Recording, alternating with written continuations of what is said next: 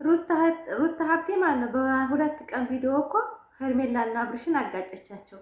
ለምን ብትሉ እኔ በእኔ አትተማመንም እንደ ሄርሜላ መሆንሽ ነው ፈራሽ ይሳላት። እሷ ደግሞ እኔ በቃ ግራ ገባኝ አለች። ግራ አጋቡ። ሩታ ሀብቴ ግራ አጋባቻቸው እኮ እንደገና እሳቸው ሲያሽቃብጡ ዘዋይ ሄደው ሳምንት እናድራለን ሲሉ በሁለት ቀን መለሰቻቸው እኮ። አይጀግና ነብር እኮ ናት ወላሂ።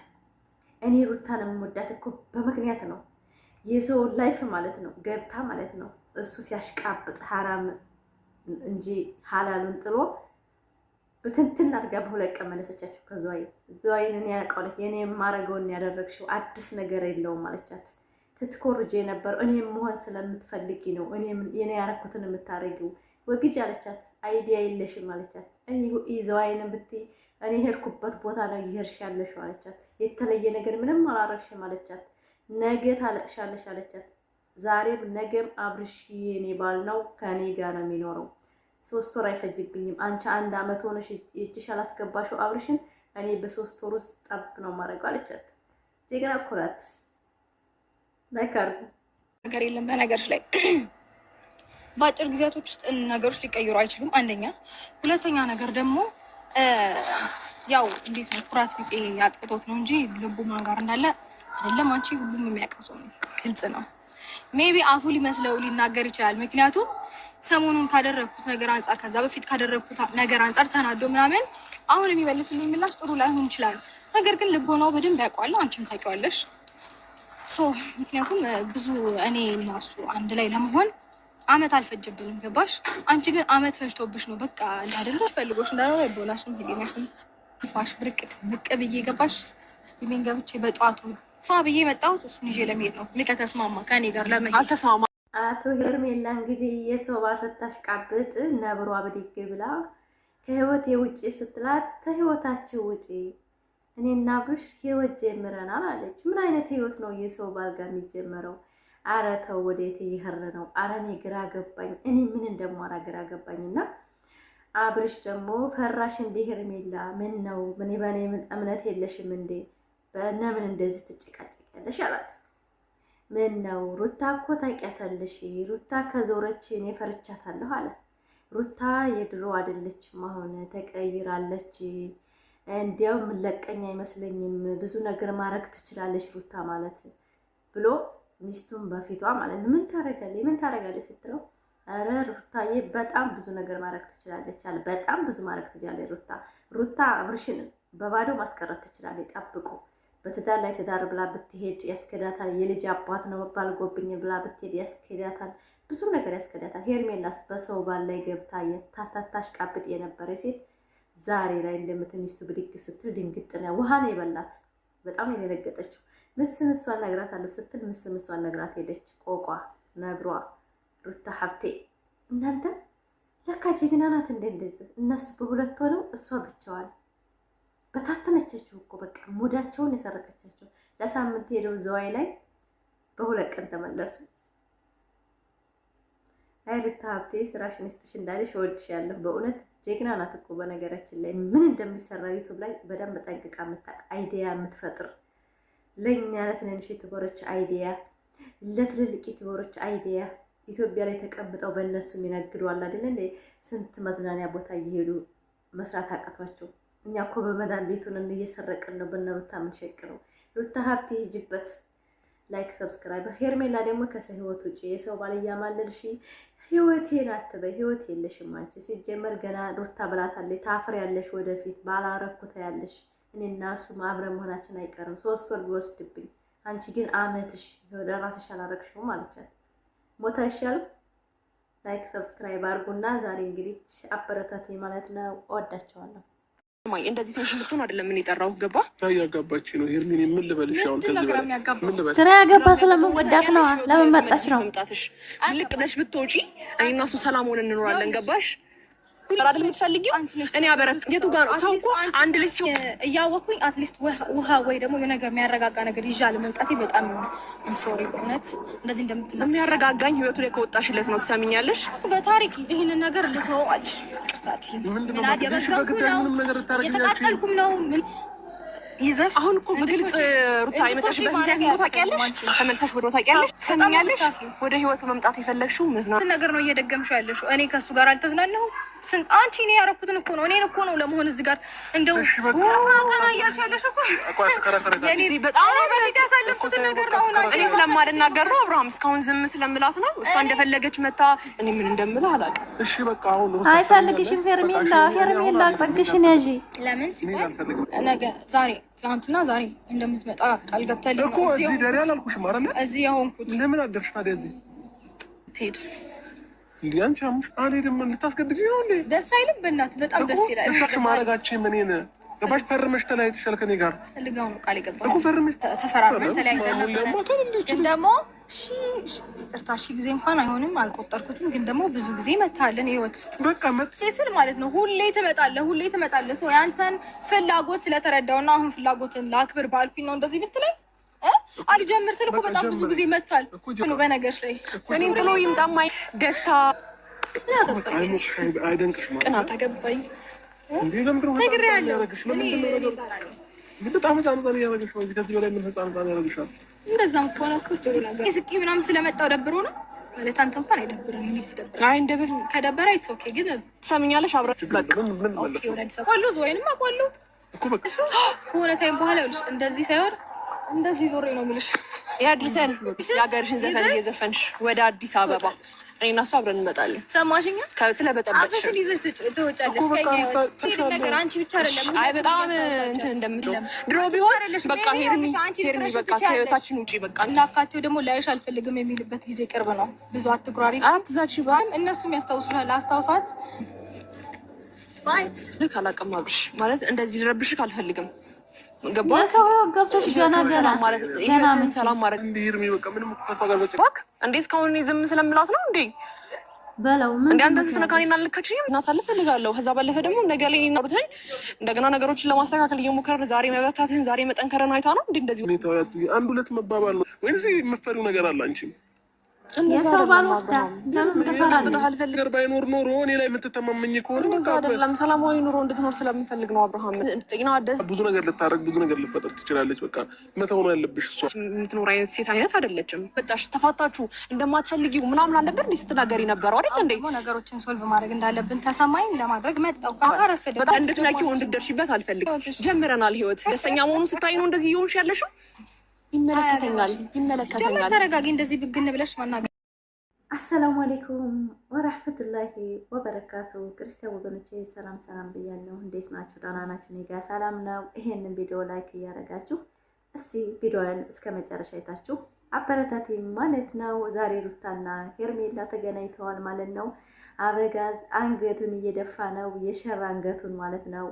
አበጋዝን ያመነ የውሃ ላይ አመድ ነው ማለት ነው። የውሃ ላይ ኩበት ታውቃላችሁ አይደለ?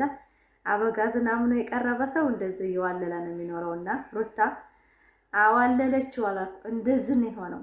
ሄርሜላ አላመንሽኝም እንዴ በእኔ አትተማመንም እንዴ አላት። ሩታም ታምናው ነበረ ዛሬ ላይ ልጅ እስከመውለድ የደረሰችውና ምን አይነት እምነት እንደሆነ አላውቅም። አብሽ ከሚታመንበት ምክንያት አታላመንሽኝ ሄርሜላ እኔን በእኔ እምነት ይልከለልሽ አላት። ተህይወቴ ውጪ ነው እና በጣም አውርቼሻለሁ። ሁለተኛ ወደ ሩታም እንደማልመለስ ታውቂያለሽ። ለምንድን ነው መፈሪው? በጣም ፈርተሻል አላት። ህይወት እኮ ነው፣ ሴት ልጅ ህይወቷ ያስፈራታል። ሄርሜላ እኮ አለቦቷ ተገይታ ራሷን ዝቅ አድርጋ ራሷን አዋርዳ በእውነት ፋሚሊ እንደ ሄርሜላ እኮ የተዋረደ ሴት የለም። ሩታ እኮ ብትዋረድ ብትሰደብ የልጁ አባት ነው፣ ባሏ ነው። ባለትዳር ሴት ነበረች። 80 ቢቀዱ ንብረት አልተከፋፈሉም፣ ገና ናቸው። ገና የቀረን ነገር አለ ሲል ነበር። አሁን ለታዲያ እኔን እንግዲህ ለምን መጣ ሲለው የቀረ ነገር አለ ከሩታ ሲል ነበር ቃል በቃል አብርሽ። ስለዚህ አብርሽ ጋር ሩታ ሄዳ ብትናገር አሁን ብትጣላ መብቷ አላት ማለት ነው። በጣም ብዙ የሚቀራቸው ነገር አለ። እስቲ ላይ ካደርጉት በእውነት ማለት ነው። እኔ ፈታ እያልኩ ነው የምሰራባቸው። እንደነሱ ጭርጭር አላለም እንደ ሄርሜላ። ሩታ እኮ በቃ አረጋት እኮ እንዳረገች ብላ ሆደች እኮ አሁን ልጃችን በሙድ ማለት ነው። በሙድ ነው ሩታ በእጇማ እንዳትስመው ተነጃስቶ የለ ጉንጩ በእጇ ብለው ባይ እናንተ እና ብርሴት እኮ ነው ይወዳለሁ። በነገራችን ማታው ቪዲዮ ላይ እኔ በጣም ተበሳጭቼ ነበረ። ይቅርታ እሷ መጠየቅ ሲኖርባት ይቅርታ ብዬ ነው የመጣሁት ስትል ማለት ነው። በዛሬው ቪዲዮ ግን በጣም ደስ ብሎኛል። ለምን በቂ በቂዋን ነግራት ነው ሄደችው እና ህይወቴ ውጪ እናንተ የሰው ህይወት ሰው ትዳር ገብቶ የሰውን ባል አፋቶ ለራሱ አድርጎ ከህይወቴ ውጪ ብሎ ኮንፊደንስ ይኖራል የሰው ልጅ። በጣም እኮ ነው የሚገርመው። እውነት ሴት ልጅ እንዴት ወዴት እየሄድን ነው? አረ ሰዎች ራሳችንን እናክብር፣ ለራሳችን ዋጋ ይኑረን። የምንበላውን ሳይሆን የምንኖረውን ሰው እንምረጥ።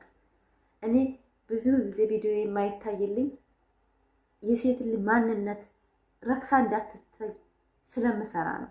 ብሳደብና አንዱን ብረግጥ በጣም ነው የምታውልኝ፣ እርግጠኛ ነኝ።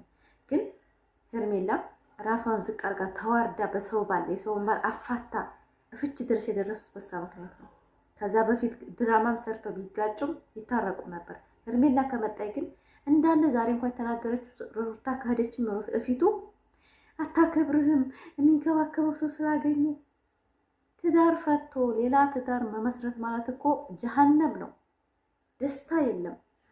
ሀቂቃ ነው የምላችሁ። የተፈታችሁ ሴቶች ሁለተኛ ባል ብታገቡ እንደ መጀመሪያ የሞተበት ሞቶበታል ባሉ። መጀመሪያ ሚስቱን የፈታ ወንድ ሁልጊዜ የተሰበረ ልብ ወንድም ቢሆን ደስተኛ ሆኖ አይኖርም። ዋናው የመጀመሪያ ህይወት ነው። የመጀመሪያ ህይወታችሁን ጠበቅ አድርጋችሁ ሴቶች ያዙ። ሩታም አሁን የመጀመሪያ ባሏ ነው፣ የመጀመሪያው ናት በትዳር ዙሪያ። አብርሽ ሴቶችን ቢያማርጥም በትዳር ዙሪያ የመጀመሪያው ስለሆነች እሱ ግድ ላይኖረው ይችላል፣ ብዙ ሴት ስላየ ማለት ነው።